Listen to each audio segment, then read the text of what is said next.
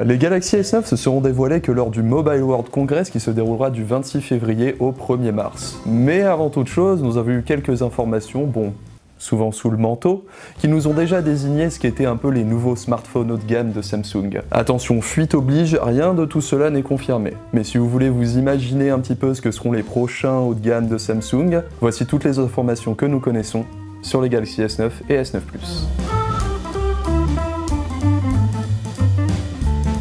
Pour ce qui est du design, attendez-vous à ce que ça ne change absolument rien par rapport aux Galaxy S8 et S8 Plus. Les S9 et S9 Plus devraient reprendre l'Infinity Display que nous avons déjà vu sur la gamme précédente. Il y aurait un gros changement cependant, le placement du scanner d'empreinte à l'arrière.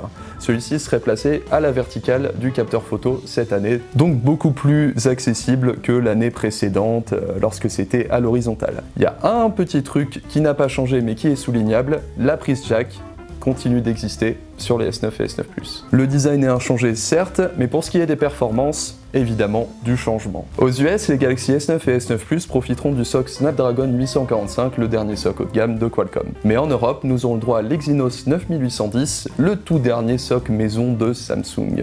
Celui-ci promet des performances doublées en single core et jusqu'à 40% de performances supplémentaires en multicœur. Il est toujours gravé en 10 nanomètres FinFET, mais il profite de la nouvelle technologie LPP qui lui permet d'être un petit peu moins gourmand en énergie. Il est également optimisé pour l'intelligence artificielle et il profite d'un modem LTE catégorie 18 qui lui permet d'atteindre des débits de téléchargement jusqu'à 1,2 Go par seconde. Le Galaxy S9 serait couplé à 4 Go de RAM et devrait être disponible avec 64 Go de stockage par défaut. Le Galaxy S9 Plus profiterait par contre de 6 Go de RAM et pourrait être disponible en version 128 Go de stockage. Le plus gros point sur lequel Samsung prévoirait une amélioration, c'est la photo. Le slogan qu'aurait choisi le constructeur pour ces deux nouveaux appareils, c'est The Camera Reimagined.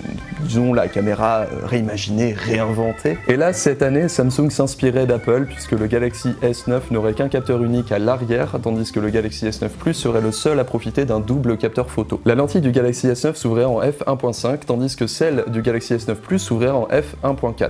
Ce qu'il faut retenir de ça, c'est que les deux téléphones devraient avoir des performances vraiment excellentes en basse luminosité, puisqu'on n'a jamais vu un capteur f1.4 sur mobile pour le moment. Les deux smartphones seraient capables de filmer des vidéos au ralenti à 1000 images par seconde. Ils devraient également disposer d'un mode bokeh, comme c'est le cas sur les Galaxy S8 et S8 Plus. Le capteur avant serait un capteur de 8 mégapixels qui intégrerait là encore un autofocus.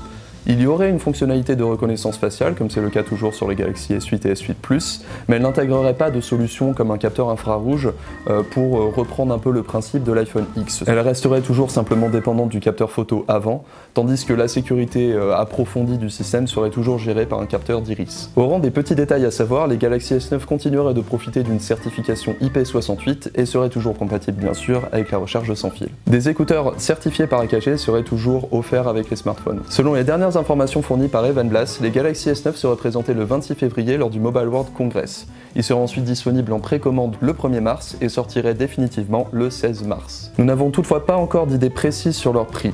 Ils devraient toutefois avoisiner ceux des Galaxy S8 et S8 Plus qui étaient sortis respectivement à 809 et 909 €. Vous savez désormais à quoi vous attendre pour les Galaxy S9 et S9 Plus. Et pour les découvrir en chair et en os, n'hésitez pas à vous abonner à la chaîne pour être sûr de ne rien louper du Mobile World Congress sur lequel nous serons bien évidemment. Et d'ici là, je vous dis à la prochaine sur Frandroid.